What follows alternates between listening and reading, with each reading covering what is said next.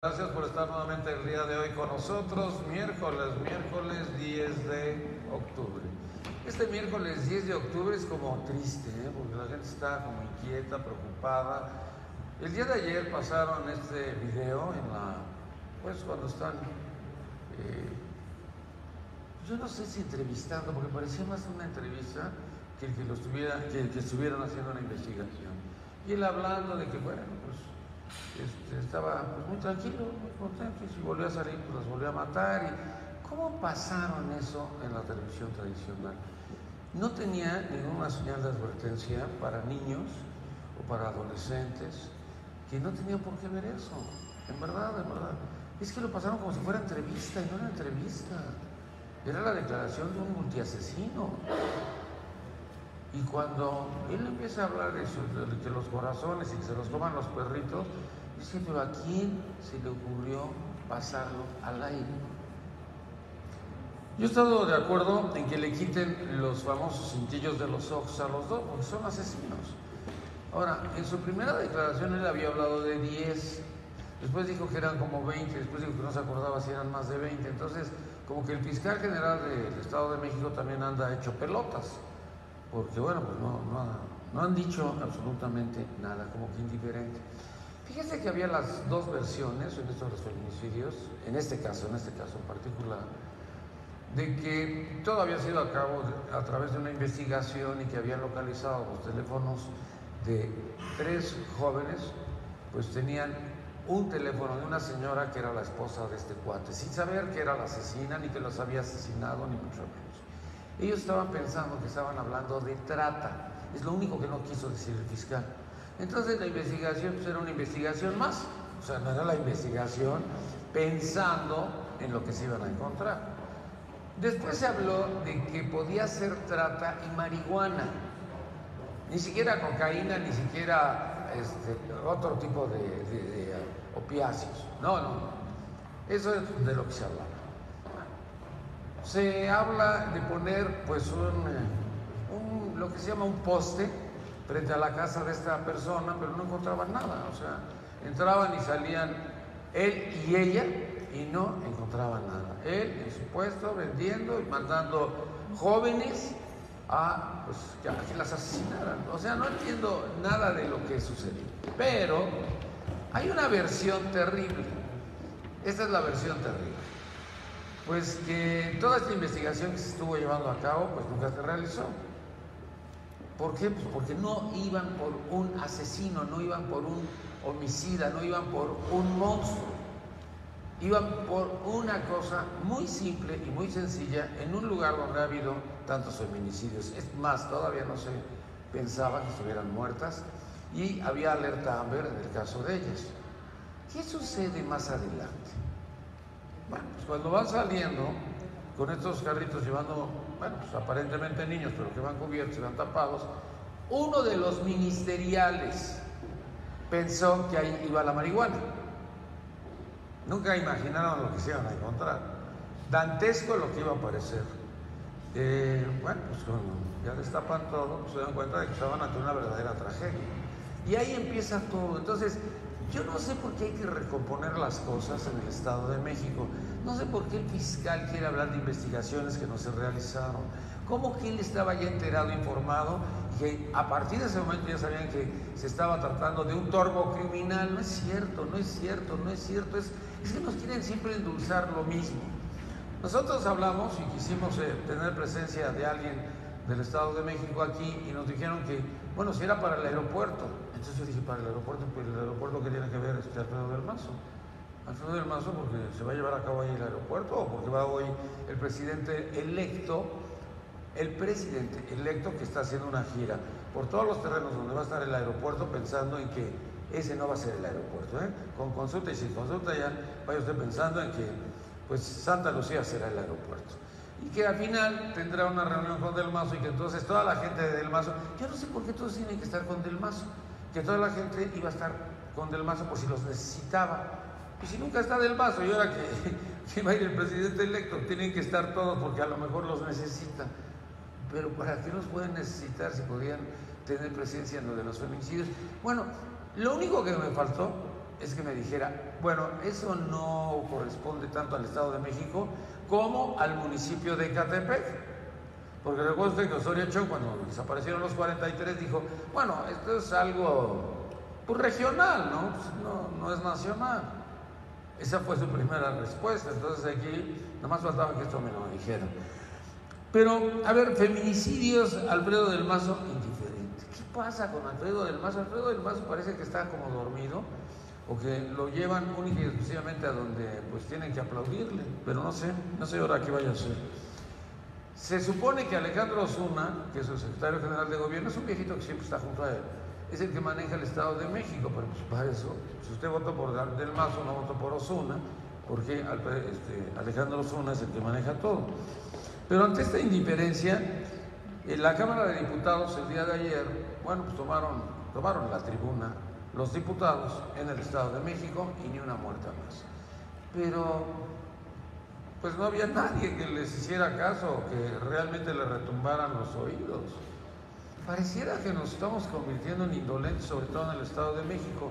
A raíz de que llegó el Papa y tuvo ahí una homilía en el Estado de México, exactamente en Ecatepec, sobre los feminicidios, pensábamos que a partir de ese momento pues iba a suceder algo. No ha acontecido nada, porque le pidieron al Papa que no tocara el tema. Y el Papa, muy obediente, nos dijo que, bueno, pues que no lo tocaba. Entonces, todo esto de los feminicidios ha ido así como, pues no sé, como ampliándose, o a lo mejor, pues como que no están muy preocupados. Alguien decía el día de ayer o el día de antes en el programa, es que las mujeres somos las que lo sufrimos y las que estamos preocupadas. Y una de ellas decía, a mí me da miedo ver hacia los lados y todo el mundo es sospechoso. Eso es terrible.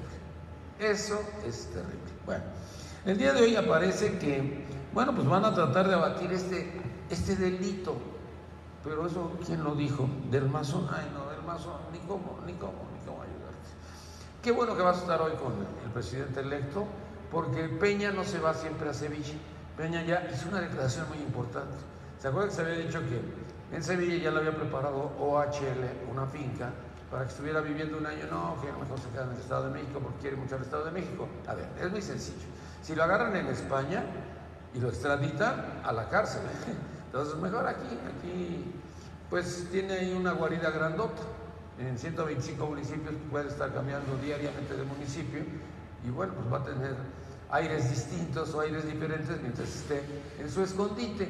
Y ayer, en el caso de lo de Videgaray, pues su presencia en el Senado no fue como se dijo, porque decían que había salido pues triunfador. No sé qué es triunfador, yo no lo vi cortar orejas y rabo.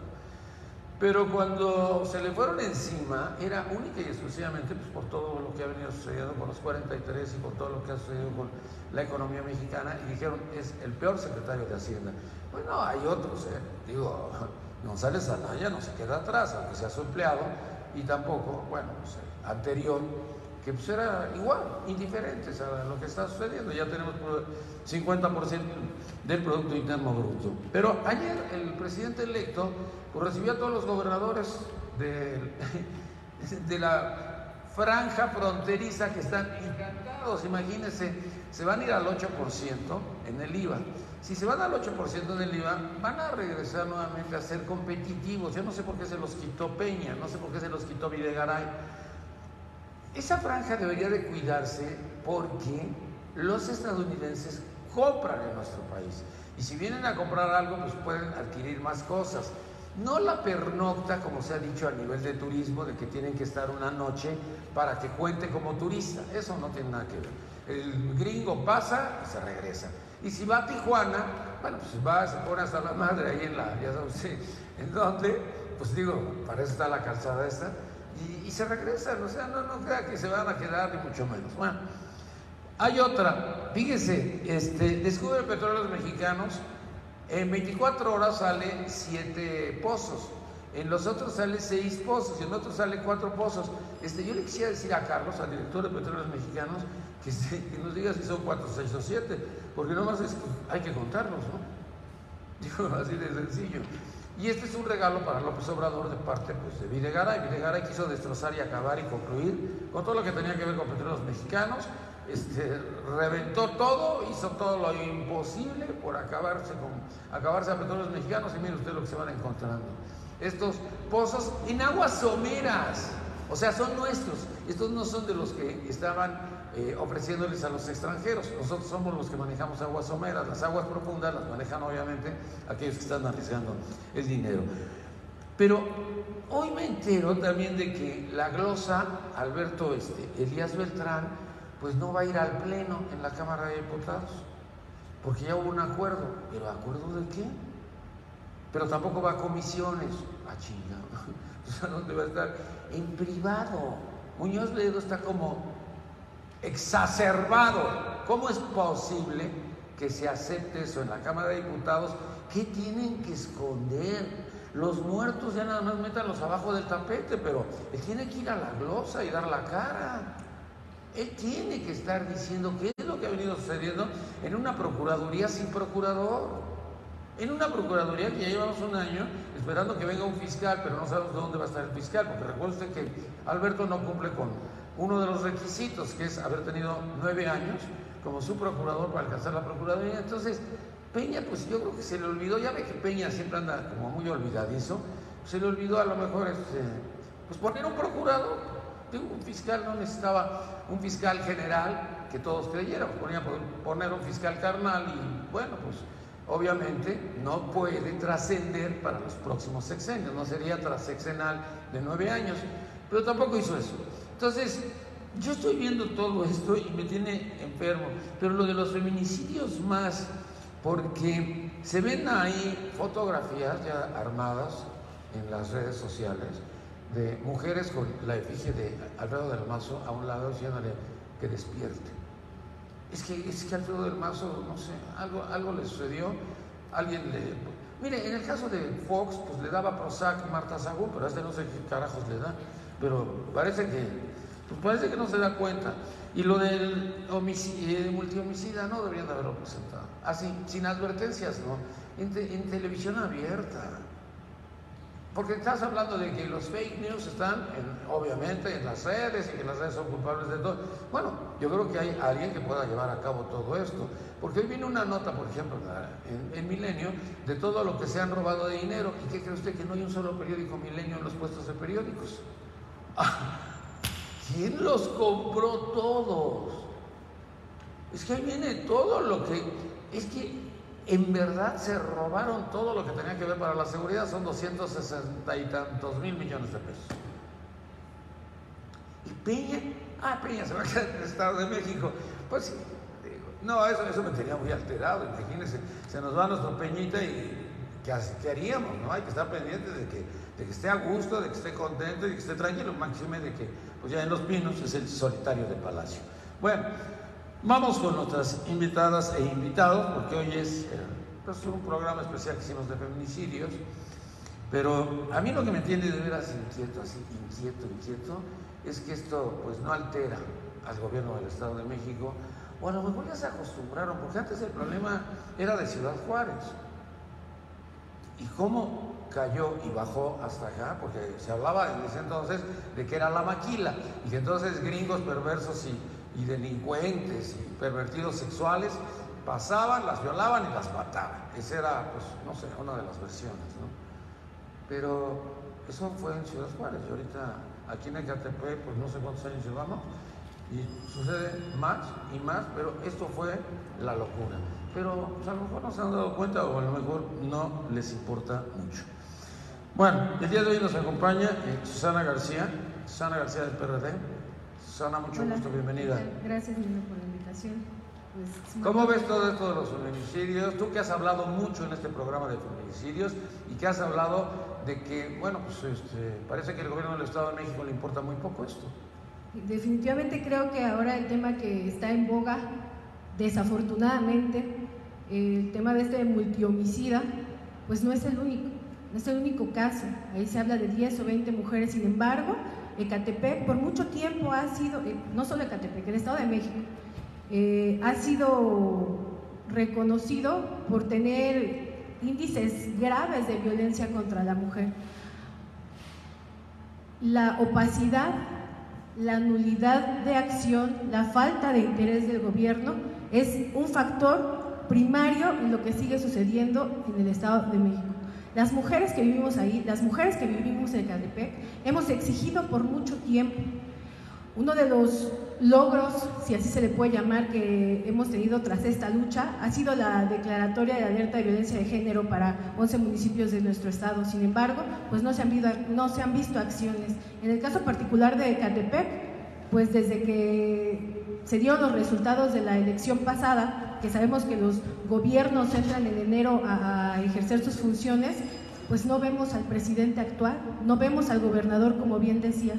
¿Dónde están las acciones que tendrían que estar emprendiendo? ¿Dónde están los presupuestos que se asignaron para hacer cosas en favor de las mujeres con este tema de la alerta de violencia de género? Nosotros creemos que no podemos seguir en esta situación, que exigimos que la Fiscalía se haga responsable. No puede ser que el fiscal Alejandro haya salido a presentar, como decías ahora, a un multihomicida con... Evidentemente ahí hubo muchas deficiencias en esta presentación, sin embargo, ese no es el punto. No solamente era ese caso, se han hecho muchas denuncias, hay muchas carpetas de investigación a las que no se les da seguimiento. ¿Serán sordos? Porque tú tienes como un año de venir y decir siempre domingo, abres con feminicidios. ¿Será que no se dan cuenta o no se percatan o no toman en serio a los medios de comunicación? Creo yo que es una falta de interés. Este método que te decía ahora, bueno, no método, la violencia de género, se logró a través del trabajo de muchas personas como una cuestión para poder disminuir la violencia, sí, y para que al ser declarada en algún municipio o en algún estado se focalizara y se tomaran acciones. Pero es que los gobiernos lo sienten como si les estuvieran apuntando con el dedo y les estuvieran poniendo un tachecito. ¿Sigues viviendo con miedo? Por supuesto, todos los días. También nos acompaña Leticia Huitrón. Leticia, mucho gusto, bienvenida. Muchísimas gracias. Muchísimas gracias, Nino, por esta invitación. Efectivamente, lo que estábamos tratando del feminicidio de Ecatepec es un reflejo de lo que sucede en el país, porque estábamos platicando cuántos enfermos existen, y esto mira, yo ayer me quedé con varias cosas. Su mamá era la culpable por ser puta. Claro. Él no era el culpable. Él no es el culpable. Entonces las jóvenes que mató tampoco no eran las culpables. Entonces nunca entendí eso. No entendí por qué dejaron que pasara eso al aire en horario para toda la familia. Exacto. Al final de cuentas, todos nuestros niños y nuestros jóvenes ya tienen acceso al internet, ¿okay? Y se informan. Esto ha sido un arma de dos filos, siempre, porque al final de cuentas también las personas como de este tipo han utilizado estos medios para engatusar a las niñas, a los niños. Se los han llevado para que los citan en algunos lugares, se desaparecen. Entonces al final de cuentas ha sido un arma de dos filos. Pero yo quiero hacer una conciencia muy muy grande en los padres de familia, porque al final de cuentas tenemos feminicidios a partir de los 10 años, de 10 a 17 años creo que son la mayor cantidad. ¿Dónde están estos padres? Porque muchas veces han sido precisamente por medio de redes sociales. Quedaron de verlos en algún lado, hacen perfiles, ¿cómo se llaman? Perfiles falsos, donde parece que es otro chavo, y entonces eso, al final de cuentas, sí es un tema de gobierno, como siempre lo he dicho, es una omisión, porque la madre va y levanta un acta y dice, no parece mi hija, se fue con el novio, eso es increíble. Sí es una omisión por parte del gobierno, por parte de las autoridades, pero también como sociedad tenemos que ser un núcleo con los padres de familia, en donde ya exista otra vez los valores y también el estar observando las actividades de nuestros propios hijos. Patricia Castillo, mucho gusto, Pati. Muchas gracias, Niño. Creo que es un tema ríspido, triste para nuestra sociedad, triste para México, pero que lamentablemente hoy ya los conocemos. Hoy ya se habla de feminicidios, ¿no? Pero si nos vamos un poquito atrás, estamos viendo que también solamente en este sexenio hay más de 6,000 niños y niñas desaparecidos. Nosotros no tenemos en México un sistema de investigación y entonces la autoridad solo justifica. Los sistemas hubo un intento y aquí tenemos una amiga muy querida que fue parte de esos intentos, la primera procuradora de feminicidios en el Estado de México, que tuvo todos los problemas del mundo, ¿no?, cuando quiso intentar un sistema de investigación en el Estado de México para ver lo de los feminicidios, solamente los feminicidios, pero nadie se acuerda de que esto viene también de un origen mucho más atrás, de la falta de una procuración de justicia que permite la impunidad, ¿no? De hecho, ahorita estás hablando, ¿qué pasó con esta exposición? Que efectivamente no solamente van a existir imitadores, sino también pueden existir un grave trauma para los niños en la exposición de estos temas. Es que era una entrevista, ya no era una investigación, porque el tipo todavía le preguntaba y el otro contestaba. Pero aparte lo peor fue, ¿no?, que se dieron cuenta por casualidad, no por un sistema de investigación. Ahora le preguntaremos aquí tenemos expertas en este panel que me agradezco mucho compartir con ellas, ¿qué va a pasar con el debido proceso después de esa exposición? ¿No? ¿Qué va a pasar? Ahora van a ser los derechos humanos y todo eso ante este tipo de aberraciones. Creo que sí tiene parte de la sociedad, pero ya no va a haber poder humano que le justifique a ningún gobierno que no tienen investigación para ese tipo de crímenes. A ver, ¿cuántos desaparecidos dices que hay? 6,000 niños son. Ayer Poncho Navarrete dio una conferencia de prensa de 37,845, pero todavía dijo otra cosa, 485, 37,485, pero hay cifra negra y eso puede duplicar todo. Yo cuando ya secretario de Gobernación dije, qué bueno que ya se larga, porque esa no es la forma de darle a conocer a la gente el número de desaparecidos si no encuentro a mi hija, si no encuentro a mi esposo, si no encuentro a mi esposa, si no encuentro a mi mamá. Ahora preguntemos, perdón, o sea, perdón, hay que perdonar. ¿Qué tiene que ver el perdón con la impunidad? Eso es una muy buena pregunta que tendríamos que hacer. Bueno, también nos acompaña. Querías tirotear al presidente. No. Ya te vi. No. Ya te vi. No, de hecho no me vine por eso de ver. ¿Qué? ¿Qué dijiste? Que sacase yo. Rocío Morales, jueza de control de la Ciudad de México. Rocío, mucho gusto, bienvenida. Hola, mucho gusto, muchas gracias. Tú que sí le sabes a esto, explícanos qué pasa. Pues en tanto, mira, ¿qué es lo que dice? Sé lo que he leído y quiero retomar parte de lo que has dicho y de lo que acabas de decir. Dos aspectos que nos hicieron notar en Campo Algodonero. ¿Qué es Campo Algodonero? Cuando las muertes de Juárez es llevado ante la Corte Interamericana, que perdimos de una manera vergonzosa. Tú vas a cualquier congreso internacional o a cualquier lugar y México es señalado por Campo Algodonero de una manera tremenda. La condena es durísima, o sea, la condena en contra de México en Campo Algodonero es tan fuerte que dice, ojo con tus operadores y operadoras de justicia. ¿Por qué? Porque en tu país hay mucha impunidad, o sea, todo esto se logró por la impunidad, hoy no pasa nada, hoy no es importante. Quiero retomar parte de lo que dijiste. Hablaste de indolencia. La indolencia no es actual. Ya en Campo Algodonero nunca. A nadie le importaba. Pero hay algo que también resaltaron y que tú resaltaste y que acaban de resaltar. La sociedad nuestra. ¿Qué es lo que está pasando con la sociedad? En Campo Algodonero lo que le dicen a México y parte de la condena es cambia la forma de pensar de todos y todas. No es posible que sigan pensando que la mujer vale menos. Voy a tratar de ser rápida, ¿no?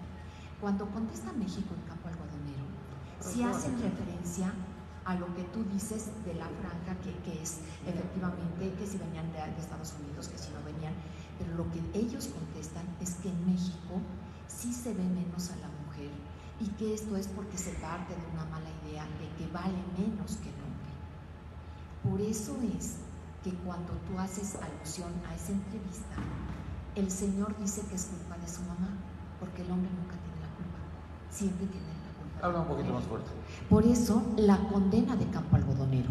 En la condena lo que están diciendo es simple y sencillamente cambia la forma de pensar de las personas. Y déjame. Yo también vi la entrevista, también me llamó la atención. ¿Cómo se investiga ahora? Tenemos la experta en investigación. Se investiga a través de entrevistas. Yo creo que no era entrevista con el Ministerio Público. De lo que vi, es más bien, estaba con un psicólogo. Por eso las preguntas no son en cuanto a lo que es propiamente el hecho, sino que están tratando de entender por qué. La filtración a los medios, eso es algo que no se puede perdonar. Pero estamos hablando de medios tradicionales, no de redes. En redes ya estaba circulando, no en medios tradicionales, en horarios familiares. Y déjame platicar. Llegaron todas las mujeres, nos pidieron hacer un programa especial, traían un plano sobre Ciudad Juárez. Y entonces la localización era muy importante para ellas porque en determinados sitios habían sido los asesinatos y los crímenes. Ellos no estaban diciendo que fueran los estadounidenses nada más, sino que pensaban en que degenerados estadounidenses, ya todos drogados, llegaran y pasaban, violaran y mataran. Pero no decían que no había mexicanos, no. Esto era, pues no sabemos qué es lo que está sucediendo. El gobernador es omiso y me estoy imaginando al gobernador de Chihuahua, que en ese momento era Paco Barrios, o creo que no sé cómo se llamaba el güey ese, que es igual de omiso que Del Mazo. Mira, hice mención de esa sentencia, sí, porque de esa sentencia partimos a lo que viene ahora. ¿Cómo es posible que si eso fue en 2005, me corriges, y ahorita, 13 años después, estamos exactamente igual que cuando nos hicieron esa radiografía? La Corte Interamericana lo que hizo fue hacer una radiografía de cómo estaba la mujer en ese momento en México. Habló de violencia estructural y entonces está diciendo cómo se puede mejorar. Yo me pregunto, ¿qué hicimos? ¿Realmente hay políticas públicas que estén diciendo, oye, espérame, la mujer vale? ¿O todavía seguimos con sorna? Cuando nosotros hablamos de estos temas se burlan de nosotras y nos dicen, ay no, si ahora a quien hay que compadecer es al hombre. Si tú entras a los memes, ellos están diciendo, es que fui víctima de violencia, y se burlan. Entonces, ¿qué pasó con esas políticas públicas? El otro aspecto fue la impunidad. Tú estás hablando de que decían que podían venir de Estados Unidos, también hubo detenciones. Ellas dijeron que seguramente eran gringos drogados. Hubo detenciones en México. Y una de las detenciones provocó que también la persona se quejara de violación a derechos humanos porque trataron de decir que era un serial. No era un serial, era impunidad. No, porque había sido en diferentes sitios y todas estaban dedicadas a la maquila. Pero no todas. Bueno, la gran mayoría. Sí, acuérdate que Campo Algodonero fueron tres chicas que por las únicas, algunas de ellas eran niñas, fueron consideradas niñas. Ahora, ¿cuál es el punto? ¿Qué pasó? Aquí en México tuvimos una serial que mataba a mujeres y se le detuvo. Y se le detuvo por investigación y relativamente rápido. La Mataviejitas. Sí, no me acuerdo. La Mataviejitas era una serial que detenía, que mataba mujeres y además ahí era peor, mujeres de cierta edad y también tenía una historia de vida. ¿Cuál es la diferencia? En ese momento hubo investigación y se detuvo. Y se le detuvo como consecuencia de la investigación. Cuando presentan a la Mataviejitas, habían logrado hacer en plastilina, me parece, ya su cara. Esa es la diferencia. La impunidad provoca impunidad. Pues yo vi al fiscal, ahorita voy contigo, había al fiscal cuando se presenta ante los medios, como que hubiese sido una investigación exhaustiva y que por eso lo habían logrado a través de las llamadas, de los números telefónicos. Pero a mí me da la impresión que ni siquiera sabían lo que estaban buscando, porque todavía no se hablaba de crímenes, no se hablaba de asesinatos, se hablaba única y exclusivamente de que podía ser trata o podía ser marihuana. También nos acompaña Itali Ciani. Itali, mucho gusto, bienvenida. Gracias, Nino, un placer estar aquí. ¿Cómo ves todo esto? Terrible por la circunstancia de este evento tan lamentable que estamos viendo, pero además las circunstancias concomitantes, es decir, que en este país se puede matar a las mujeres y no pasa absolutamente nada. El problema en el Estado de México es ya bastante viejo, particularmente en Ecatepec. Bueno, tiene años que se habla de que hay una violencia sistemática en contra de mujeres. ¿Por qué Ecatepec? Porque Ecatepec es el municipio más grande del país, el más poblado, y eso genera una serie de complicaciones que van dificultando el abordaje de distintas temáticas, desde la perspectiva social, la perspectiva de género, la perspectiva de la propia Procuración de Justicia. Convergen muchísimas circunstancias que hacen que sea un territorio sumamente complejo. Pero no es el único problema, toda la zona oriente del Estado de México está más o menos en las mismas condiciones. Pero a mí lo que me parece terrible, retomando este punto de la filtración terrible de esta entrevista, que efectivamente es como con un psicólogo. Pues se ve muy coloquial, no se ve así como que sea tan terrible. No. Y al otro cuate lo ves así como que, pues, igual, los corazoncitos mejor que se los comieran mis perritos. Ay, no, eso se me hizo. Yo decía, ahorita los chavitos que están viendo eso le están mentando la madre a todo mundo. Sí, ¿sabes? A los que dejaron que pasara eso en la televisión. Sí, habla de una falta de ética terrible en el periodismo, porque priorizan la nota roja por encima de las susceptibilidades que esto puede generar. Y además del público expectante de este espectáculo que está montando la Fiscalía, hay víctimas y hay familiares de esas víctimas cuya dignidad se está socavando por todo el relato que va haciendo esta persona, que se va ufanando de lo que además dice que hizo. Yo tengo sinceramente mis dudas, ¿no? Pero coincido también... ¿Cuáles son tus dudas? Mira, mis dudas son, yo tuve oportunidad de trabajar otro caso de un feminicida serial que fue el Coqueto. Él violó a 8 mujeres y mató a 7 de ellas. César Armando Legorreta, hoy condenado a una pena draconiana de 240 años de prisión. Bueno, cuando empezamos a trabajar la investigación, yo te quiero decir que es un caso que nos llevó por lo menos 6 meses de investigación. Investigación exhaustiva, a fondo, minuciosa, con un equipo de 8 personas, no más, porque la información es muy delicada y yo quería evitar todo tipo de filtraciones, incluidas cosas como las que estamos viendo ahora. Cuando logramos la detención, claro que tú tienes ya un cúmulo de información, pero cuando tú detienes y te colocas frente a la persona, descubres cosas que por supuesto la investigación tiene limitantes y no te va a arrojar. De ahí a poder comprender la lógica detrás de lo que este sujeto hizo, a mí me ha llevado 6 años. O sea, de 2012 que sucede este evento al día de hoy. Entender estas dinámicas, porque yo en todas las entrevistas que tuve con el Coqueto, le preguntaba, ¿por qué las mataste? Y nunca me dijo, es que yo odiaba a mi mamá, es que mi papá me violó de pequeño, es que mi hermano. A mí nunca me dio esas respuestas. No es tan sencillo, es decir, hay todo un trabajo de profesionales que se tiene que hacer y que lleva su tiempo. Una persona con esas características que sabe que está siendo grabado, porque lo vimos ayer en este material que se filtra, y dando esas respuestas tan articuladas, tan lógicas, tan congruentes. Perdóname, no se filtra, porque estaba en un sitio donde no podía filtrarse nada de lo que estuviera sucediendo ahí. Ellos lo estaban haciendo para pasarlo al aire. Por eso. Eso es lo terrible, que la Procuraduría prioriza el sensacionalismo al profesionalismo y al respeto de para quienes se deben, que son las víctimas.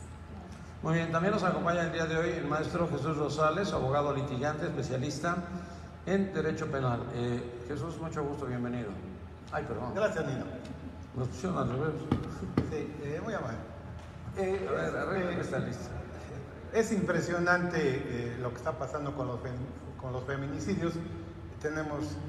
La mujer siempre ha tenido una larga historia milenaria de opresión, pero apenas tenemos que lo que es feminicidio no estaba considerado en el derecho ni en los tratados internacionales. Y de hecho la Convención Interamericana para prevenir, sancionar y erradicar la violencia contra la mujer, cuando se hizo no lo tenía. Únicamente dice en una recomendación general del Comité CEDAW: violencia contra la mujer es discriminatorio, ¿sí? Porque vulnera sus derechos y la libertad. Eso es todo. Entonces, México sale a la luz con campo algodonero y es condenado. ¿Por qué? Porque, dice la Corte Interamericana, faltó a su deber de garantía, seguridad para la mujer, a su deber de justicia, a su deber de investigar. Entonces, el gobierno, en este caso México, dice voy a cumplir con la condena y piensa que se va a quitar el feminicidio investigando algunas políticas de prevención que tiene y registrando. Eso no va a quitar el feminicidio. ¿Qué necesitamos en México para que se quite el feminicidio? Eliminar las causas del feminicidio. Si yo tengo muchos muertos en una guerra, a mis muertos los entierro y los recuerdo, pero no voy a quitar los muertos, tengo que quitar la causa, que es la guerra. En este caso, para quitar el feminicidio, tengo que quitar las causas que provocan ese feminicidio. ¿Cuáles serían las causas principales? La principal, la más importante. Violencia familiar. Necesariamente, 8 de cada 10. necesariamente violencia familiar. 8 de ¿Eso te expulsa? 8 de cada 10 en el país. Permítame. No es la única, pero son 8 de cada 10. El patriarcado. Sí, Teorizándolo más. Si nosotros vamos a ir al origen y técnicamente tenemos que ver de dónde sale ese patriarcado. ¿Y qué es el patriarcado? Es cuando a la mujer se le considera menos que al hombre y viene la dicotomía, la mujer a la casa, el hombre a la vida pública, vida privada, vida pública. Y el patriarcado tiene una serie de consecuencias tremendas y en campo algodonero las vuelven a resaltar. Por eso hablaba de la política pública. A ver, seguimos. Permíteme mi opinión de cuáles son las causas. La causa base es la delincuencia organizada que tenemos en México. No. Permítame, deje dar mi punto de vista. Perdóneme, pero ese es uno de los problemas. ¿Y por qué minimizar razón? y encubrir la violencia contra las mujeres en un fenómeno violento que ha llenado de sangre a todo el país. Déjeme darle la raíz. ¿Y por qué tenemos violencia organizada, delincuencia organizada? Se vale. Porque se ha hecho una tregua. En el momento en que los órganos de gobierno, en el momento que las autoridades que se encargan de dar seguridad y en el momento de que la delincuencia impactó, tenemos que ver nada más las estadísticas que tenemos, ahí se acaba todo. ¿Y quién nos da la delincuencia? Las delincuencias nos da secuestro, extorsión, pornografía, todo, trata de personas. Entonces todo esto, ¿en qué termina? En feminicidios, una parte, ¿sí? Y además, la más importante, impunidad. Eso es importante. Impunidad es, pero, o sea, mientras no eliminemos esto, nuestros feminicidios van a seguir, tenemos que seguir recordando y velando a nuestros muertos. Cuando dieron a conocer el número de feminicidios dijeron, pero no todos son feminicidios porque no se pudo comprobar de que había sido por odio, por no sé cuántas cosas, y había tantos referentes para que fuera feminicidio que decías, puta, la mató, carajo, ¿no entiendes? Y entonces decía, pero no cumple. Sí, el problema también, tratan de encauzar el delito de feminicidio, ¿sí? Sobre todo a la parte sexual. Pero no, o sea, matar a una mujer por discriminación, por violencia de género, sea como sea, es feminicidio. Aunque no aparezca en la vía pública, aunque no haya violencia sexual. Entonces tenemos que los tipos están muy limitados. Los tipos penales están muy limitados y tenemos que abrir. Pero yo llego borracho y violo a mi mujer porque es mi mujer. ¿Es válido? Es válido, pregunto, porque dice, es que es su esposa y puede hacer lo que quiera, ni madre, ¿por qué la vas a violar? Es que esa es la violencia que normalizamos. No, pero no es feminicidio. O sea, perdón. Ahorita te presento. No es feminicidio. ¿Ya? bien, continúo en mi segunda intervención. Bueno, aquí está esto, es un Rubí. Licenciada Rubí Avilés. Sánchez. Muchas gracias, Nino, por la invitación. Bueno, yo quiero comenzar mi participación manifestando que actualmente ser mujer en el Estado de México es peligroso.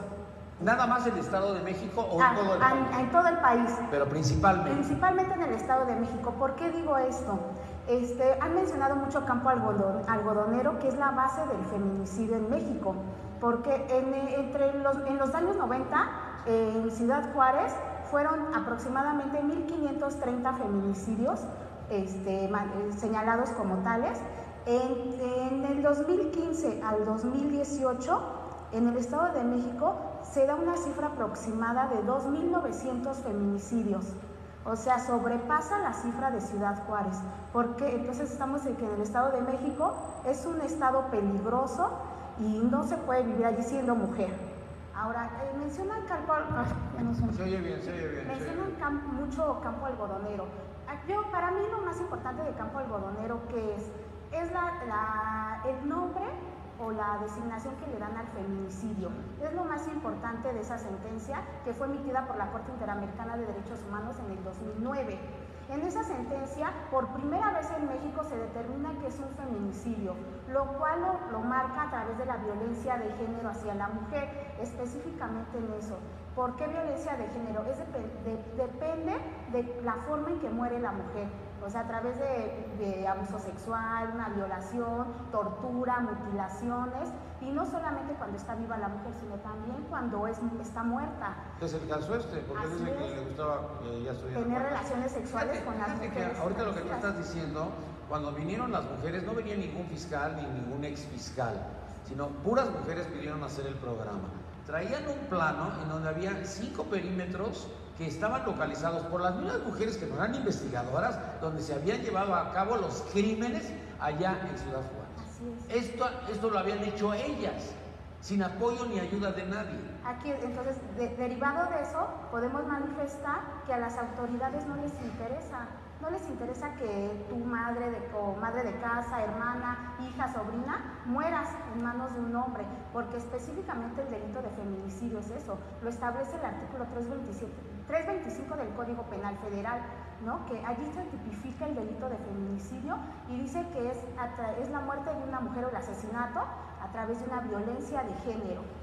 Maritza, Maritza Peña Gómez, mucho gusto, Maritza. Hola, un gusto, Nino, muchas gracias por abrirme este espacio. Yo soy del estado de Guerrero, fui víctima ¿De qué lugar de Guerrero? De Acapulco. Ah, de Acapulco. De Acapulco, sí, de la ciudad de Acapulco. Mi mamá la mataron, fue tirada en la autopista del Sol. Ahí la encontraron 3 días después las autoridades. Como siempre, la falta de capacitación, de preparación de las autoridades para ver este tema del feminicidio, pues fuiste a denunciar, fuiste a demandar justicia. ¿Qué pasó? Denuncié en el 2015 la desaparición de mi mamá, que ella desapareció en el mes de febrero. Entonces yo vivía en Chilpancingo, mi mamá en Acapulco, yo tenía 25 años, estudiaba Derecho aún, todavía estaba estudiando en ese tiempo Derecho, mi mamá me sostenía, era mi único sostén. Yo vivía en Chilpancingo, mi mamá en Acapulco, ella era maestra, desaparece en febrero, yo pongo una denuncia en Chilpancingo porque ya no me siento segura ir a Acapulco. Después de que no encontraba a mi mamá, y en Chilpancingo las autoridades en la Procuraduría tienen una fiscalía de personas no localizadas, así está nombrada allá en Chilpancingo. Entonces yo acudo al Ministerio Público de Personas No Localizadas, pongo mi denuncia y me dicen, mira, te voy a tomar tu denuncia, pero no nos corresponde a nosotros, porque la situación pasó en Acapulco, tienes que ir al Ministerio Público allá en Acapulco que te atienda, y yo pues te voy a tomar tu denuncia porque es tu derecho, pero aquí no nos corresponde. No, o como yo estudiaba Derecho, pues decía, bueno, ¿dónde está la coadyuvanza de las autoridades? Yo no me siento segura en ir a Acapulco y poner esta denuncia porque no sé lo que está pasando. Mi mamá está desaparecida, no sé qué pasa. Yo quiero un antecedente de que mi mamá está desaparecida. Entonces en Chilpancingo me dicen, bueno, te tomo tu denuncia y punto, ¿no? Entonces las autoridades no están capacitadas para este tema del feminicidio. Entonces yo pongo mi denuncia, me dicen, ok, está bien, vamos a iniciar la investigación, me pasan con con la judicial, con la policía judicial, y la policía judicial me empieza a amedrentar. ¿Cómo te llamas? No, pues que Maritza. O sea, ¿te victimizan? Sí, me victimizaron. ¿Y por qué hasta ahorita vienes? Que tu mamá ya tiene 10 días de desaparecer. ¿Por qué hasta ahorita? Porque yo la anduve buscando, o sea, con mis familiares antes de venir aquí. Y ahorita que no la encontramos y que no sabemos, que descartamos que esté con uno de nuestros familiares, pues vengo a poner mi denuncia y hacer un antecedente aquí jurídico de que mi mamá está desaparecida. Me dicen, ok, ¿y qué estudias? ¿Dónde trabajas? ¿Y tu mamá dónde trabajaba? ¿Y cuántos bienes tienes? Y cuestiones como esas, ¿no? Y ok, te vamos a ir a investigar a tu casa. Y era un acoso por la autoridad judicial, me acosaban. O sea, iban afuera de mi casa, estaban, casi me decían, ¿también tú eres culpable? Entonces, ¿uno qué hace ahí? ¿Qué pasó? Nino, pues se siguió la investigación. Yo le dije a las autoridades judiciales, mire, yo estoy aquí para que causen antecedente, independientemente yo voy a hacer todo lo posible para encontrar a mi mamá. Yo de ustedes no voy a depender, yo independientemente me voy a mover, la voy a buscar. Entonces me moví en Acapulco, fui a la CEMEFO, primero de Chilpancingo, no la encontramos ahí, ya después fui a la CEMEFO de Acapulco y había un cadáver del sexo femenino en calidad de desconocido en el mes de febrero, era el único. Entonces me enseñan en la CEMEFO de Acapulco unos expedientes donde tienen fotos de las personas desconocidas, que por cierto son en blanco y negro, porque el que toma fotos ahí ya es una persona adulta y no tiene ni siquiera la preparación para tomar fotografías de ese aspecto. Sí, entonces me dicen, a ver, ¿reconoces? Y en blanco y negro, 5 días después la encuentran, entonces ya no estaba muy visible, y me dicen, ¿la conoces? Y yo, no. Su vestimenta, pues es que no le veía la vestimenta porque era en blanco y negro, no podía yo reconocer. Le dije, ¿sabe qué? Yo solicito un ADN de este cadáver, por favor, porque así yo no la puedo reconocer. Y solicité el ADN, llamé en Chilpancingo me habían tomado mi ADN, pasaron 15 días porque gracias al procurador que estaba en ese tiempo en Chilpancingo. ¿Por qué acaban de correr al fiscal? No, era en el 2005, no era el procurador, era el director de ministeriales a nivel estado. Él me ayudó bastantísimo, ese señor que estuvo en el 2005. Pues hasta ahorita está impune el caso, está impune y no lo han podido ¿La turnar. mataron de balazos? La mataron, fue de 2 impactos de bala, la tiraron en la autopista del Sol y es lo único que hasta ahorita se ha podido llegar. También nos acompaña el día de hoy Lisbeth Padilla, doctora en Derecho por la UNAM. Lisbeth, mucho gusto. Gracias, Dino. Un placer estar compartiendo mesa con todos ustedes. Bueno, pues yo creo que debemos empezar por decir que en México no tenemos una norma jurídica de protección a las mujeres. Perdón, no hay una prevención para efecto de que una mujer no se le pueda asesinar. A una mujer en este país la pueden violentar hasta donde quieran los hombres. Llegas a la fiscalía a denunciar y ahí te dicen, bueno, te inicie su denuncia, ¿qué va a pasar? ¿Lo van a detener? No es un delito que amerite una medida cautelar de prisión preventiva justificada, ni menos de prisión preventiva oficiosa. Oiga, pero vea a la señora cómo está golpeada. Bueno, que levante la denuncia por lesiones. No puede ser tentativa de feminicidio.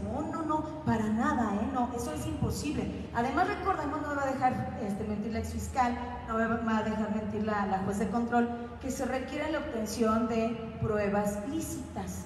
No todas las mujeres muertas es feminicidio. Algunas se dan por homicidio, porque los protocolos de actuación solicitan determinados elementos de investigación para efecto de que se pueda obtener una prueba lícita por el caso de feminicidio. Aunado a lo anterior, hay autoridades, ¿no?, que sí, efectivamente, como abogada litigante lo digo, que no les interesan las mujeres. Una mujer que está siendo violentada, decían las autoridades, es que son violentadas por sus esposos. Bueno, hay fiscalías en donde llega una mujer violentada por el marido a presentar una denuncia por lesiones y el Ministerio Público, el fiscal sale y dice, no la puedo atender ahorita. Oiga, pero el citatorio está a las 2, tengo audiencia, si me quiere esperar a las 6 de la tarde. Le digo, oiga, a ver, permítame un segundo, si no atiende usted a la señora, entonces voy a iniciar un procedimiento administrativo de responsabilidad en su contra. Y usted sabe que tiene una restricción de derechos humanos en términos del 123 apartado de fracción 13 párrafo segundo, constitucionalmente hablando. Así es como atendieron a mi clienta. ¿Y sabes qué es lo que sucede? Un feminicidio. ¿Por qué los feminicidios quedan impunes primero? Porque el protocolo de actuación en materia de investigación de feminicidios es absolutamente complejo y tienen que haber criminalistas, policías que tienen que estar absolutamente preparados en el sistema penal acusatorio adversarial, que eso está lejos. Ahora, punto 2, te voy a decir qué es lo que sucede. En México el hecho de que maten a una mujer no es tan importante, por lo menos jurídicamente, no es tan importante como el hecho de que exista una operación con recursos de procedencia ilícita. El primer delito no forma parte de la delincuencia organizada, por lo tanto la medida cautelar en un feminicidio, o sea, no puede ser prisión preventiva oficiosa, pero no delincuencia organizada. Pero en el caso de lavado de dinero con delincuencia organizada, entonces ahí sí hay delincuencia organizada, hay reversión de la carga de la prueba, ahí sí no tiene que demostrar la licitud del capital autoridad, sino el sujeto que está siendo investigado. Entonces no está dentro de los 5 delitos más criminalizados. Puede haber una pena, como en el caso del Estado de México, que es una pena de prisión vitalicia en el caso de feminicidio. Bueno, ¿cuántas prisiones vitalicias se han logrado? ¿Se han logrado 1 o 2 o 3? No sé. ¿Cuánto que se hayan logrado 20 prisiones vitalicias? Pero ¿cuántas mujeres se han matado? Lo cierto es que ni las autoridades están preparadas, no existe la sensibilidad de las autoridades para el hecho de una mujer maltratada, porque el hecho de que una mujer llegue violada, el hecho de que una mujer llegue golpeada, llegue casi muerta, perdón, no es feminicidio. Y la autoridad no te lo inicia por feminicidio. Y el protocolo de actuación dice, tienen que haber elementos anteriores, como por ejemplo, que exista algún dato de prueba en donde amerite que existió anteriormente una violencia hacia la mujer. ¿Qué pasa con las bebitas, las niñas? Porque se da mucho feminicidio en ese sentido. Los padrastros matan a las hijastras, que en su mayoría son nenas, son bebitas. ¿Qué pasa en ese sentido cuando van y la violencia? Van y denuncian la violencia de las madres. ¿Van a iniciar por feminicidio las fiscalías? No. ¿A quién quieren engañar? No es tan sencillo el asunto, ¿no? También nos acompaña el maestro Gabriel Luna. Mucho gusto, Gabriel. Mucho gusto, amigo. Gracias por la invitación. Estoy de acuerdo, en mi opinión, de que la principal causa del feminicidio, como dijeron la maestra Ciani y su señoría, es la violencia familiar. Estamos en una cultura donde fuimos educados por la televisión, donde era normal tratar mal a la mujer, cosa que no estoy de acuerdo, quiero aclarar, pero así fuimos educados la gran mayoría de los mexicanos. La otra situación es la impunidad. Cuando yo paso a locutorios a ver a las personas delincuentes, ellos me dicen, Lick, es que yo lo cometí porque vi que todos lo hacían y no pasaba nada. Esa es la principal situación que yo veo. Ellos es por imitación, porque ven que no pasa nada, pues yo lo hago. Para mí el punto importante es la impunidad. Y el tercer punto es cuando la víctima o los familiares quieren interponer su denuncia, no son atendidos, les piden dinero, incluso por diversas situaciones. La licenciada lo dijo, yo soy abogada y ella sabe cómo defenderse, pero la mayoría de la gente no lo sabe. Y de repente, cuando van, te ponen hasta un asesor jurídico para que te convenza a no denunciar. Lo que ellos quieren es menos trabajo. Debería existir como un protocolo para este tipo de actuaciones y una ayuda especializada. Esa es mi opinión. Bueno, yo me acuerdo de esto de la invitación y es un caso particular lo de Felipe Calderón. Yo decía Felipe Calderón, en ese entonces Poiré todavía no era secretario de Gobernación, era el director de Comunicación Social de la Presidencia y de la Procuraduría que presentaba a los narcotraficantes. Entonces cada vez que presentaban un narcotraficante yo decía, yo quiero ser narcotraficante, carajo. Puta, este güey vivió como príncipe 8 años o 10 años, ya me vale más de quedarme en la cárcel. Entonces le decía, ¿cómo estás haciendo eso? No, para que sea un ejemplo de lo que no se tiene que hacer. Pero estabas ahí imitando lo que tú estás diciendo, a la imitación. Oye, pues sí vale la pena que me encierren, pues vivo 10 años de poca madre y después al bote. Claro, una apología de este estilo de vida, ¿no? Yo primeramente quisiera manifestarle mi respeto y mi solidaridad a Maritza, porque creo yo que a quien no se le enchina la piel escuchando esa historia, esa terrible historia de las familias que se tienen que volver activistas, que tienen que estudiar derecho, que tienen que aprender para buscar justicia para sus familias.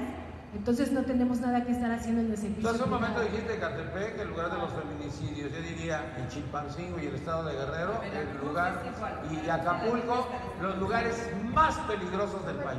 Por supuesto. Yo retomaba este tema principalmente como ejemplo de lo que ahora venimos hablando de que sucediendo en los últimos días, yo soy habitante de Ecatepec, soy habitante del Estado de México, y las cifras que decía la licenciada son espeluznantes y revelan que hay una red de relaciones sociales que permite que la negligencia mate, que la negligencia de las autoridades mate a las mujeres, porque esto no viene nada más de que salí y se me ocurrió matar. Hay una violencia sistemática, no solamente en temas de gobierno, hay una violencia sistemática desde el asunto en el que en la escuela tratas diferente a la niña del niño, y si no empezamos por reconocer esa violencia que va escalando y que desafortunadamente el feminicidio es la última etapa de la misma, pues seguimos echándonos humo en los ojos. Es una problemática que tenemos en todo el país.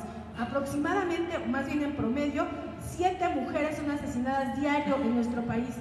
¿Y qué hacen las autoridades? ¿Tenemos resultados palpables? Ahora mismo en el Estado de México, lo metieron en estadística. Porque no somos números, tenemos nombre.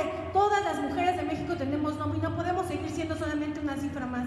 Yo no estoy dispuesta a hacer una cifra más de esto. Por eso yo exijo a las autoridades, porque sí tienen mucha parte de responsabilidad desde el momento en el que no le quieren tomar la declaración a la víctima, desde el momento en que no quieren tipificar el delito como un feminicidio, desde el momento bueno, en el no lo quiere oculto tipificar cosas, porque no sabe cómo hacerlo, porque no conoce el protocolo. desde el momento en el que ahorita como cuando estamos hablando de Chilpancingo, cuando estamos hablando de Chilpancingo y de Acapulco, lo creo.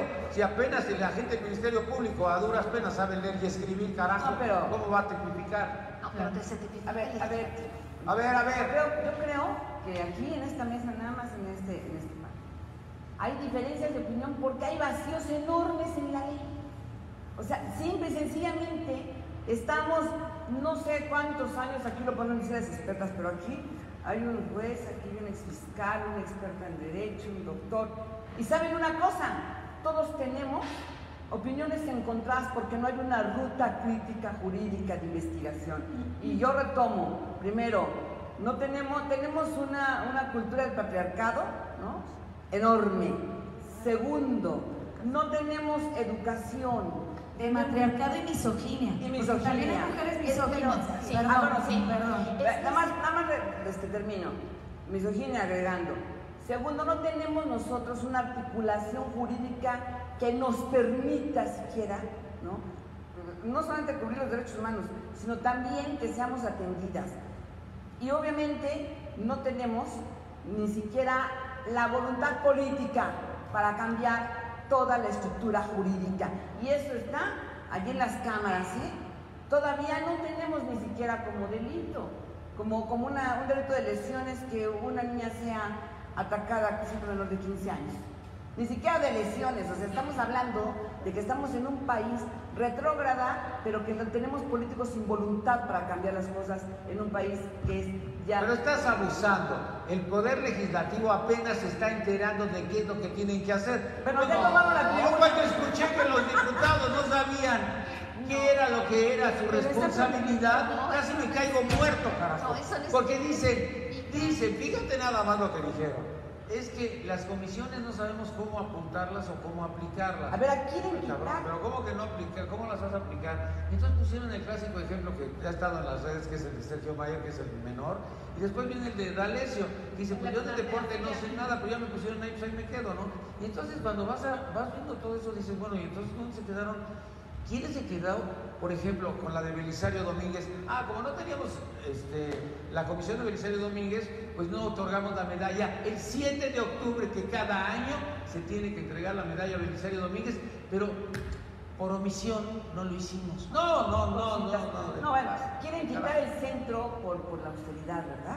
Quieren quitar un centro que es un logro importantísimo de muchas legislaturas, el Centro de Investigación para la Igualdad de Género, y obviamente que investiga contra la violencia. Es increíble que por un ahorro económico procesal dejemos de investigar sobre muchas del marco internacional y cómo podemos aterrizar nuestro país. Y ahí están los escritos. Pero bueno, vamos a ahorrarnos unos centavitos y ¿qué creen? Le pegamos otra vez a las mujeres. Pero es desconociendo. Sí quisiera ver Es desconociendo lo que los tratados internacionales nos han impuesto. Es el derecho a la verdad de las víctimas. No, es la inaplicación. Vamos a ver, es que considero que sí existen las leyes, No, las leyes están.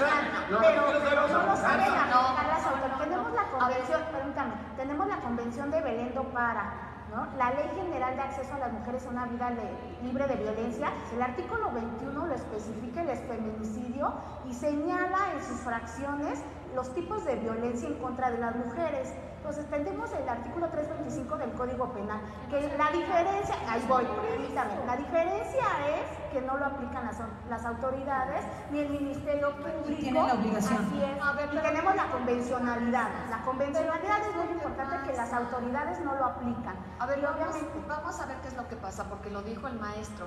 Por supuesto que nada tiene que ver la delincuencia organizada con la violencia contra la mujer, que existe desde toda la vida. Señora, desde toda la vida, o sea, desde siempre. Pero con independencia de eso, o sea, puede ser, pero ya existía.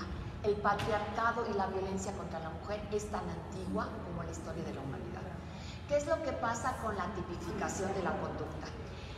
Recurren a un tipo que se llama el de las indicaciones. Así. Entender género no es fácil. No, ahorita, que cada quien tenga su. Entender género no es fácil, porque se requiere de una capacitación especial y el primer paso para la capacitación es sustraerse de todo aquello que, como dice el licenciado Luna, aprendimos de niños y niñas y fuimos repitiendo. ¿Qué es lo que pasa cuando tipifican la conducta? Que eso le toca al legislativo. Nosotros aplicamos. El legislativo es el que hace. Ustedes investigan con base en lo que nos dan. Claro. Eso es cierto. Ahora, ¿qué es lo que pasa? Pues si no se entiende género, ¿cómo van a investigar? Entonces van a un sistema que se llama de indicaciones.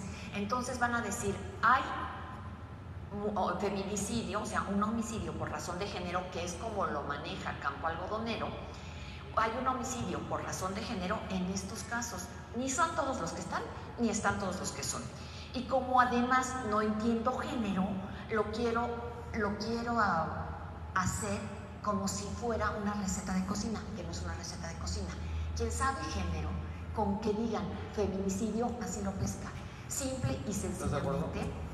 Y un punto más, prisión preventiva. El sistema es una maravilla, porque puede haber prisión preventiva en todos los casos.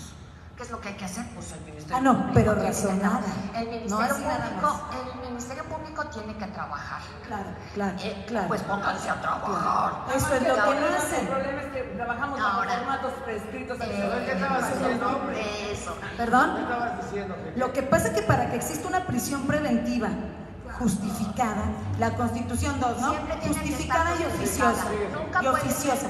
Oficiosa, en el caso, por ejemplo, de delincuencia organizada es oficiosa, señora juez. ¿En el feminicidio también? Segundo, en el feminicidio también, pero cuando es, ¿por qué es homicidio? Porque lo prevé el 19 constitucional, párrafo segundo. Ahí yo le doy la razón a la exprocuradora, porque si nosotros decimos que en el caso de feminicidio no hay prisión preventiva oficiosa, bueno, pues entonces a mí me parece que en un amparo, utilizando la Convención Belén do Pará, porque nuestros jueces tienen que aplicar la convencionalidad. El ministro Saldívar dijo en voz de él, nuestros jueces son interamericanos. ¿Qué quiere decir? No basta con nuestra norma secundaria ni con nuestra constitución, jueza. Ustedes tienen que aplicar, empezando ministerios públicos, todas las autoridades en términos del párrafo tercero, déjeme terminar, del párrafo tercero del primero constitucional, todas nuestras autoridades están obligadas a aplicar tratados internacionales y constitucionalismo. Tienen que hacer control. Pero termino con la parte de la prisión preventiva. Pero la prisión preventiva justificada, el fiscal la tiene que razonar, Nino. Nosotros somos defensa. Si a mí un fiscal no me razona la prisión preventiva justificada y se la otorga el juez de control, por ejemplo, pues yo me voy a amparar, pues porque no es tan sencillo. Pónganse a trabajar. A trabajar. A trabajar. El feminicidio es un delito sumamente complejo, porque cuando tú hablas de acreditar un homicidio, solamente tienes que acreditar el qué. Claro. Se privó de la vida a una persona, punto. Eso es un homicidio. Y tienes que acreditar el qué. Cuando tú hablas de un feminicidio tienes que acreditar el qué y el por qué.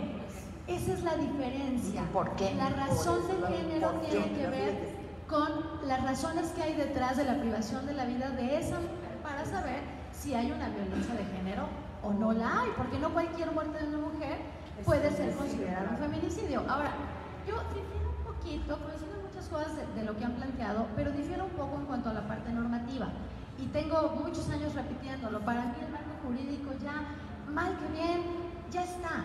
Hay 21 códigos penales en el país que tienen previsto el delito de feminicidio como un tipo penal autónomo o como un agravante del homicidio. Ojo, no Chihuahua, donde empezó todo este tema, no Chihuahua. Hay más o menos 10 entidades federativas con autoridades especializadas, no Chihuahua. No la Ciudad de México. En la Ciudad de México hay una oficina que depende del fiscal de homicidios que ve feminicidios. En el Estado de México hay una subprocuraduría que ahora le llaman Fiscalía Central. Y sirve para nada también. ¿No? O sea, porque cuando se creó, y lo digo con conocimiento de causa y me atrevo a decir con autoridad en el tema, porque fui la primera subprocuradora. A nosotros nos tocó en su momento crear una área de un organigrama en papel a los hechos y enfrentar una serie de adversidades terribles. Entonces, ¿cuál era la importancia y lo que a mí me daba tanto gusto? Que esta crítica, las solicitudes de alerta de género, yo siempre decía, qué bueno, porque se empezó a hablar del tema. Y entonces, una entidad federativa con un problema terrible y tan cuestionada y criticada por sus nulos esfuerzos en la materia, creó a nivel de una subprocuraduría un equipo especializado.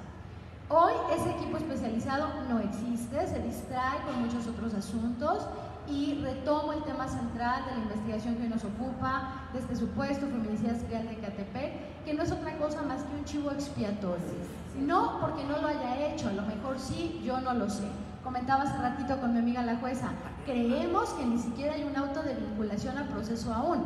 O sea, se le detuvo el jueves y parece ser que todavía un juez no determina que esté acreditado un hecho que la ley señala como delito y la probabilidad de que lo haya cometido. Ni siquiera tenemos eso y hay una serie de información por todos lados que violenta la secrecía de la investigación y el profesionalismo. Ahora, con esto voy a terminar. A ver, si hay secrecía, ¿por qué permitieron lo que sucedió ayer? Porque son incompetentes, porque son incapaces, porque les gana la Porque esto no es una fiscalía del Estado de México. No hay la menor duda, Nino. No hay la menor duda. Y termino con esta idea. Hay miles de casos que no se han esclarecido. Detienen a uno casi por casualidad, casi porque se lo encontraron en las narices, lo van a exhibir, este circo apenas inicia, lo van a crucificar, esperemos una pena de más de 200 años. No veo un juez en este país que se excluya a la criminología mediática, que no haya visto este video y que sea el valiente y el que ponga la cara de decir no califico como legal esta detención, no dicto una autovinculación o no condeno.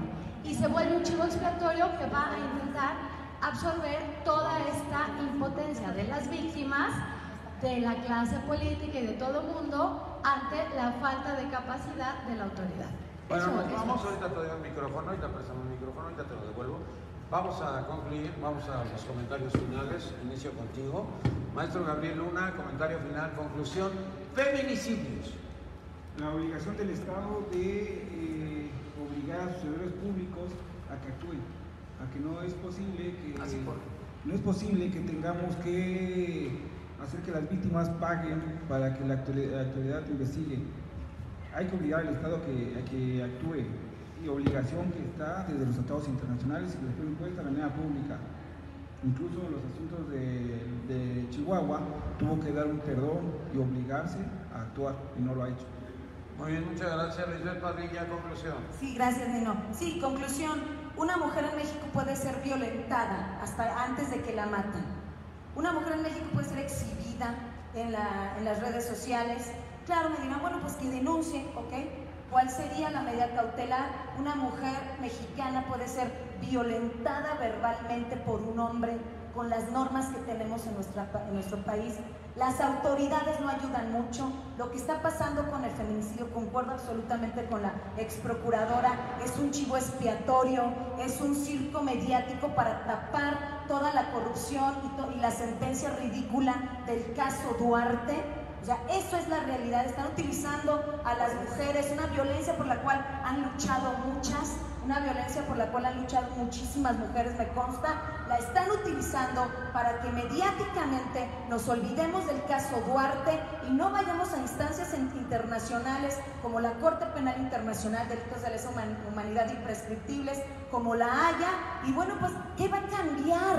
¿Qué va a cambiar con la norma que tenemos? Discúlpenme, no va a cambiar nada porque el feminicidio no está en delincuencia organizada. El feminicidio no está dentro de los 5 delitos más criminalizados en el país y que se encuentran en el artículo 4 de la Ley Federal contra la Delincuencia Organizada. ¿A quién quieren engañar con sus procedimientos jurídicos que pueden ser operables o funcionables? Con uno justifican todo, pero lo que está por detrás, lo que tú dices, la cifra negra, bueno, eso es lo que importa. Desgraciadamente, como decía mi querido mentor Augusto Sánchez Sandoval, los problemas sociales son porque se hablan de ellos.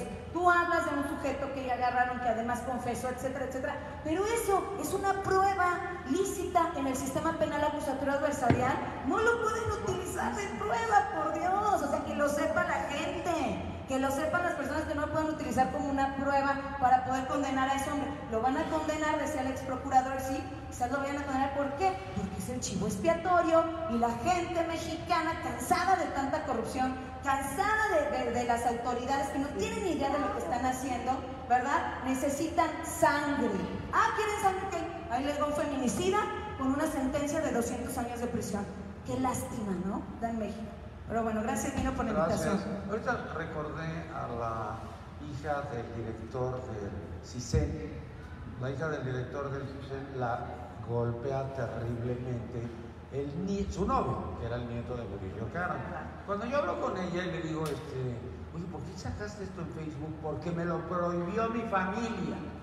Y dije, yo no quiero que lo metan a la cárcel, que vean además la madriza que me dio. ¿La vieron? ¿Se acuerdan de ella? Una jovencita muy valiente, hija del director del CISEN, y su novio era el nieto de Murillo Karam. Lo primero que le dijeron, ni de broma lo vais a sacar. Salió para decir, así me maldió. No pasó nada. Nada. Absolutamente nada. Bueno, tienes el micrófono, ¿no? Maritza Peña, tu conclusión, tu comentario final, y puedes decir nombres y apellidos. Perfecto, pues impunidad, ahí nos quedamos, esto no se ha concluido, creo que falta de capacitación por las autoridades. ¿Esto cuándo sucedió? Esto sucedió en el 2015. ¿Y no ha concluido? No ha concluido, ni siquiera saben cómo tipificar este delito a feminicidio. A ver, Héctor Astudillo, aquí te van a pedir algo. ¿El gobernador está ahí? ¿Por qué no le pides algo al gobernador Héctor Astudillo? Ahí en esa cámara. Claro. ¿Qué le dirías a Héctor Astudillo en este momento? Capacitar al personal que se encarga, la Procuraduría de Justicia, que se encarga de estos delitos, porque ni siquiera saben cómo tipificarlo, este delito de homicidio a las mujeres, de violencia a la mujer, como feminicidio. Entonces, les hace falta capacitación, el derecho no nos alcanza, las leyes no nos alcanzan. Entonces, yo le pediría eso al gobierno de Guerrero, ¿no? Que enfatice en ese tema, porque en Acapulco, en la ciudad de Guerrero, se ve diariamente los asesinatos de las mujeres. Por el crimen organizado, como sea, pero se está violentando a la mujer y no se está haciendo absolutamente nada. Hay que enfatizar en ese tema, es urgente. Muy bien, muchas gracias, me dio mucho gusto conocerte. Maestro José de Jesús Rosales, tu conclusión. Bien, el Estado a como de lugar trata de evitar su responsabilidad en lo que es feminicidio, diciendo que son las familias las responsables, que es violencia familiar y que de ahí se genera. Los porcentajes de feminicidio, de violencia familiar son mínimos, los demás corresponden a la delincuencia. Si tengo impunidad, tengo yo que la delincuencia organizada y la no organizada saben que hay impunidad y van a hacer lo que quieren. ¿Y cómo sabemos que hay impunidad? ¿Cómo sabemos que hay la delincuencia? Sabemos todos en cada colonia, en cada municipio, en cada estado, ¿sí? Las grandes mafias visibles de la delincuencia y las ocultas, que son los que controlan y se encargan. Tan solo vamos aquí a la Merced y tenemos a trata de personas, de corrupción, a ojos vistos y no pasa nada. Y eso genera feminicidios. Tenemos en provincias, nos vamos a Oaxaca, nos vamos a la sierra, Llega la delincuencia y toma a las mujeres que se les pega la gana y se las lleva. En Comitán, Chiapas, se las llevan después de que tienen cuando tienen su primera regla, se las llevan. Entonces, decir que es violencia familiar, por favor, la delincuencia hace lo que se le pega la gana. Entonces, ¿qué tenemos que hacer? Quitar esas causas para poder evitar los feminicidios. Sí, es cierto que siempre ha habido, pero la violencia familiar no genera los miles y miles y miles de muertes que conocemos y muchas veces más las que no conocemos. Licenciada Rodríguez Avilés, conclusión. Bueno, gracias Nino por la invitación. Yo concluyo manifestando que el feminicidio no se previene. Estoy en contra de esa frase. El feminicidio, no hay prevención para que se lleve a cabo un delito de feminicidio. Simplemente debemos cuidarnos nosotras las mujeres. A mí me gusta ir a las marchas, soy activista, la doctora lo sabe. Me gusta apoyar a las mujeres, asesorarlas y obviamente a través del cuidado mutuo, solamente así podemos luchar contra el feminicidio. Al Estado mexicano no le interesa, no le interesamos como personas ni como humanos, solamente somos un sector económico que es lo más importante para ellos. Las marchas visibles le interesan al gobierno. ¿Se percatan de esas marchas a las que tú asistes? Se percatan, pero no les importa, no les interesa. Al contrario, ya nos están limitando a las marchas, a realizar algún tipo de actuación en contra del Estado. Por las últimas reformas que han existido en materia penal, no podemos expresarnos libremente. El Estado mexicano nos está prohibiendo esas actitudes o esas manifestaciones por parte de las mujeres que han sido violentadas y también que han sufrido feminicidio, ¿no? Para mí, cualquier violencia contra la mujer es feminicidio, aunque el tipo penal no lo establezca. Con eso concluyo. Pues fíjate que hay un señor que es el subprocurador encargado de la Procuraduría General de la República que tenía que ir a la glosa del informe de Peña Nieto, pero por causas extrañas, pues no va a ir a comisiones, tampoco va a ir al pleno, lo van a recibir en una oficinita. ¿Qué carajos irá a decir? ¿Irá a hablar de feminicidios? No creo. Irá a ver costos económicos. Sí, los gobernadores rateros, yo estoy de acuerdo contigo. Vitali Ciani, conclusión, comentario final. Comentario final. Me parece que hemos hecho un dios del derecho penal y este es un mito que tenemos que empezar a desmontar. Por supuesto que los tipos penales no han prevenido ni van a prevenir ni el feminicidio ni ningún otro delito. Creo que tenemos que empezar a trabajar desde otros lugares y uno muy importante es la sociedad civil. ¿Qué estamos haciendo nosotros? Porque con este sujeto que nos convoca hoy esta mesa, esta persona de Ecatepec, es increíble que con lo torpe que es, nadie se hubiera dado cuenta de algo raro, algún olor, algún ruido. Es decir, la sociedad permanece totalmente indiferente y algo que a mí siempre me gusta mucho recalcar es que la indiferencia y el silencio mata, el silencio nos hace cómplices. Y bueno, me echo un poquito el comercial. Si te callas, te matas. Así, ¿Cómo se llama tu libro? Si te callas, te mueres. ¿En dónde lo puedo conseguir? En ningún lado porque está agotado, pero espero muy pronto salga. Y un comentario. ¿Qué editorial? Es editorial Cara. Y un comentario final, si me lo permites, querido Nino. Con mucho respeto le digo al abogado Morales. José Jesús Rosales, maestro. Rosales, maestro. No sé cuál sea su punto de referencia para decir lo que dice.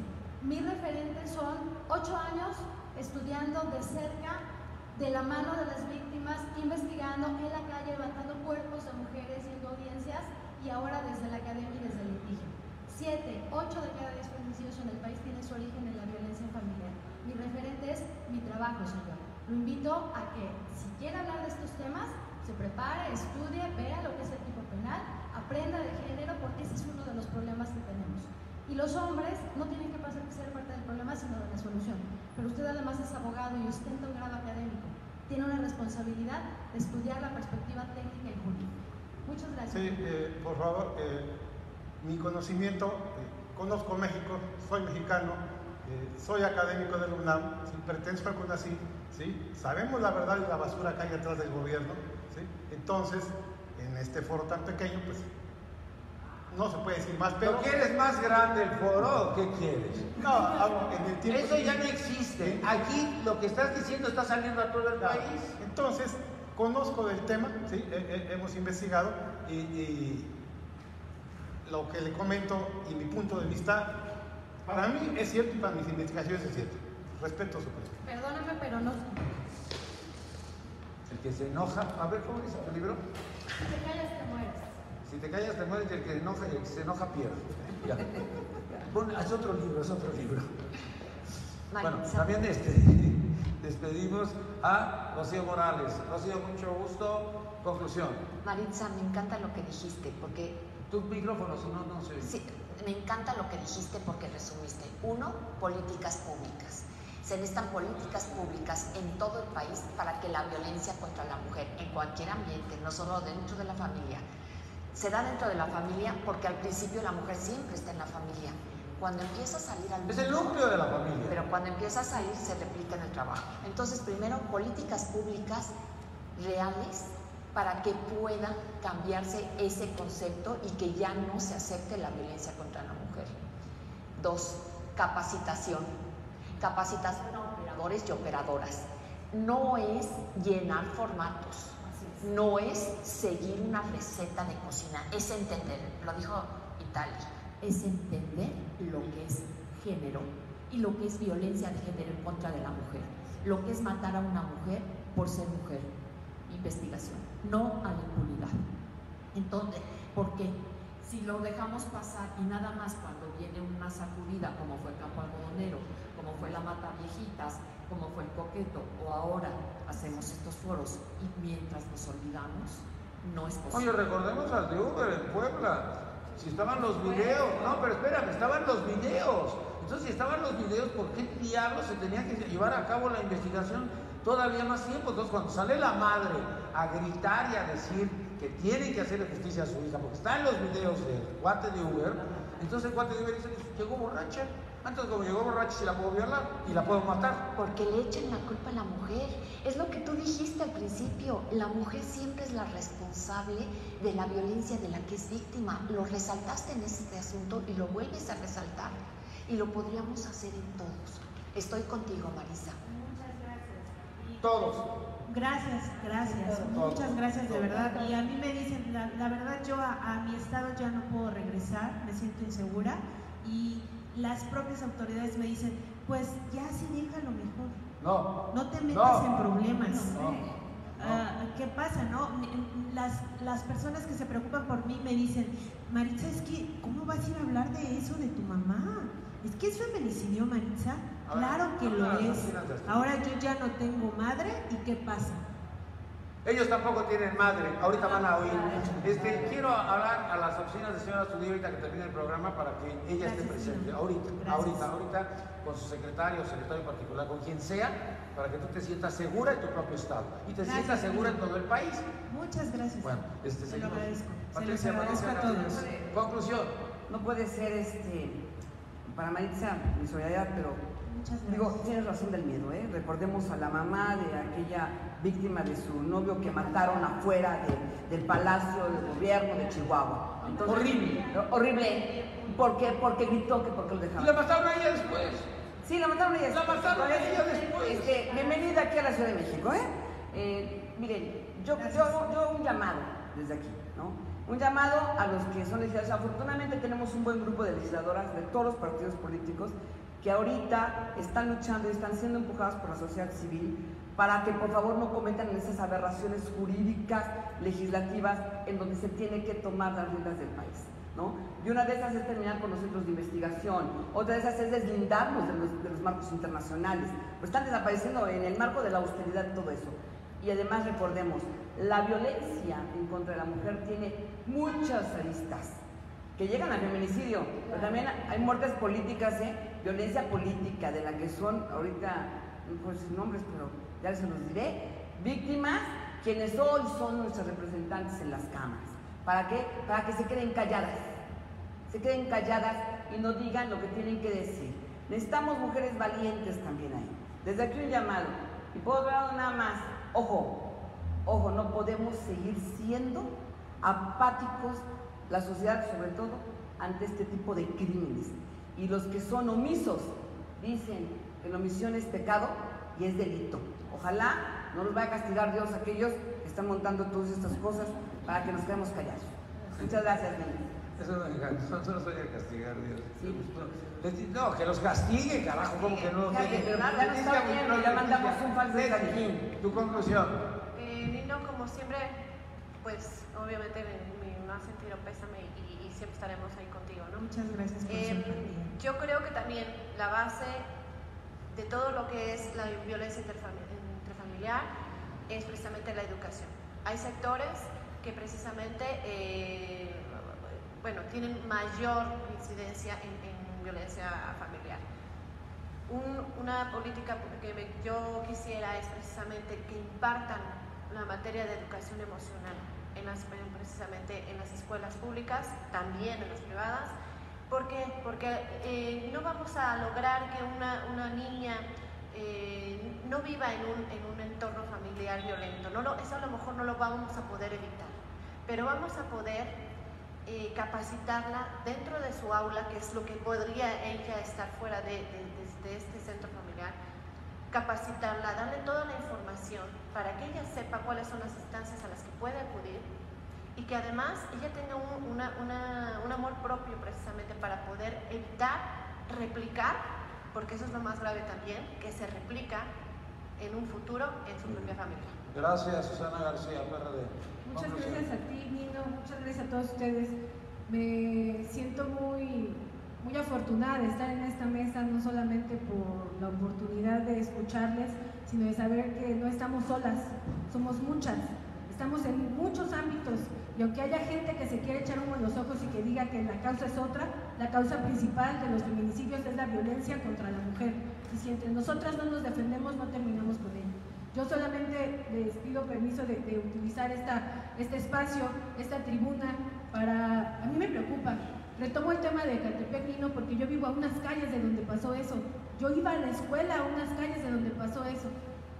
El problema es que no es el único caso. Y esto tiene nombre y apellido. El responsable es el fiscal general de Justicia del Estado de México, Alejandro Jaime Gómez Sánchez. Repítelo. Alejandro Jaime Gómez Sánchez, fiscal general de Justicia del Estado de México. ¿Por qué? Porque no ha hecho su trabajo. Desde el 25 de abril se hizo la denuncia de la primer chica desaparecida en Jardines de Morelos, en la sección Ríos, y no hicieron ninguna investigación.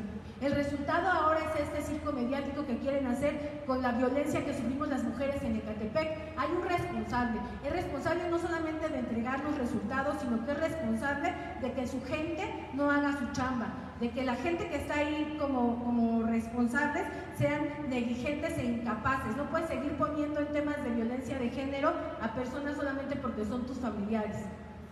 Estas denuncias se hicieron, te digo, desde abril y no hubo ninguna investigación. Solamente hay ahí una célula de búsqueda de personas que tienen números de personas recuperadas que son realmente graves. Dice, si estos son los números oficiales de recuperación, ¿cuáles son los números de los que no se han recuperado? ¿Qué estamos pasando entonces las mujeres del Estado de México? Yo creo que es importante que exigamos que se inicien los procedimientos administrativos contra la gente que no ha hecho su trabajo, desde quien toma la declaración, desde el que va a hacer los peritajes, que la Comisión de Derechos Humanos vea por lo que estamos pasando también aquí, que el Congreso del Estado, como bien lo decía ya aquí una compañera, siga trabajando en la ley de desaparición forzada y cometida por particulares, que es algo que estamos impulsando junto con quienes ahora logran ser legisladoras, y no solamente que sean de mi partido, que sean de todos los partidos. El problema es contra las mujeres y eso es lo que exigimos. Que la Fiscalía General, entonces la Fiscalía General de Justicia del Estado de México, haga un banco de datos de ADN. Es algo que no ha hecho. La ley también le dice que tiene que hacer un banco. Jalisco tenía que haber... Si hubiesen tenido en Jalisco ese banco de datos, no estaríamos viviendo la tragedia. Por supuesto, y también hay una exigencia de que exista un banco de datos de los que han sido agresores, y no se ha hecho en ningún lugar del Estado de México. Queremos que el gobierno del Estado incluya a los hijos de las desafortunadas mujeres que han padecido el problema como el que padeció Maritza en programas sociales, porque no solamente necesitan temas de que le demos una palmadita. Como ella decía, mi mamá era mi único sostén. ¿Quién los va a educar? ¿Quién les va a atender psicológicamente después de lo que está pasando? Yo al menos, Nino, no quiero ser una cifra más y quiero que como la mamá de Maritza, como todas las que han pasado por estas terribles causas, por las miles de mujeres muertas en México, que ninguna nos volvamos una cifra más. Justicia para todas ellas. Tenemos datos oficiales de la Secretaría de Gobernación, 35.425 desaparecidos, pero ya encontraron a 340. Y hace un momento que tú estabas hablando del olor, yo me recordé, ¿qué pasó con estos vehículos que consiguieron para andar paseando a los cadáveres? Dos trailers, cada trailer costaba 4 millones de pesos anuales y no se olía.